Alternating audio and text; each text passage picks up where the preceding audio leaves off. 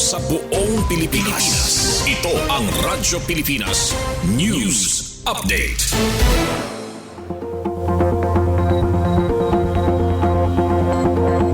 Philippine Standard Time, 3:56 p.m.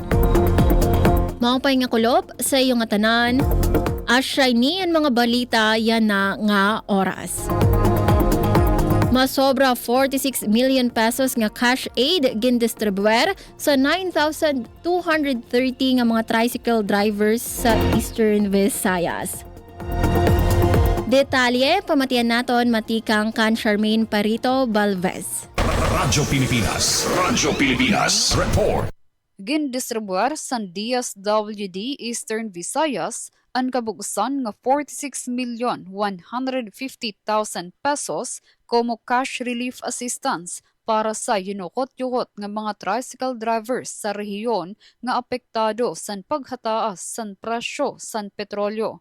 Base sa pinakaorhing nga record, umabot sa 9,230 nga benepisyaryo ang nakakarawat bulig. Lakip dinhi ang 1,267 tikang sa Calbayog City, 1,481 sa Catbalogan City, 1,716 sa Tacloban City, 1,917 sa Ormoc City, 1,029 sa Baybay City, 1,005 sa Borongan City, ngan 815 tikang sa Maasin City. Katuyuanan sa programa nga maibanan ang bugat san gastuson san mga tsuper nga kada adlaw na biyahe para magtrabaho. Sabot nga san krisis sa petrolyo, nagseserbe nga dagmit nga ayuda ang nasabi nga bulig para masuportaran ang era pamilya ug panadlaw-adlaw nga panginahanglan. Para sa Bagong Pilipinas, Charmaine Perito Balvez, Radyo Pilipinas, Radyo Publiko, Calbayog. Para sa aton katapusan nga balita, 336 ordinance violators nadakop sa Eastern Visayas sa kampanya para sa mas luwas nga komunidad. Detalye sa pagbalik ni Charmaine Perito Balvez. Radyo Pilipinas Report. Umabot sa 336 nga violations san iba-iba nga lokal nga ordinansa ang record san Police Regional Office 8 como parte san ginpahugot nga kampanya para sa mas luwas ug tuhay nga komunidad.